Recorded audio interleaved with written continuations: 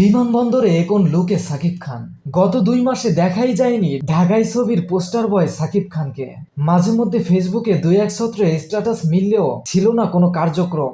হবেই বা কি করে? কারণ এই নায়ক গত 2 মাস ছিলেন তার সেকেন্ড হোম আমেরিকাতে।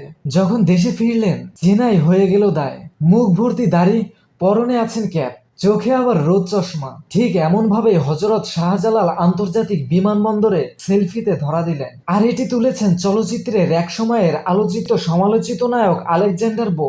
বৃহস্পতিবার 26 সেপ্টেম্বর সকালে ঢাকায় পা রেখেছেন সাকিব খান। বিমানবন্দরে আলেকজান্ডার বোর সঙ্গে তার দেখা হয়। সেখানে সাকিবকে দেখে আলেকজান্ডার তার সঙ্গে সেলফি তোলেন। খোঁজ নিয়ে জানা যায়, নতুন ছবির কাজেই সাকিবের এই নতুন লুক। তার আসন্ন সিনেমা বরবাদ, মেহেদী হাসান হৃদয় পরিচালিত এই ছবির শুটিং শুরুর কথা আছে অক্টোবরের প্রথম সপ্তাহে। সেখানে নায়িকা থাকবেন প্রিয়তমা খ্যাত ইধিকা পাল। বিনোদন ডেস্ক, বাংলাদেশ নিউজ টুডে।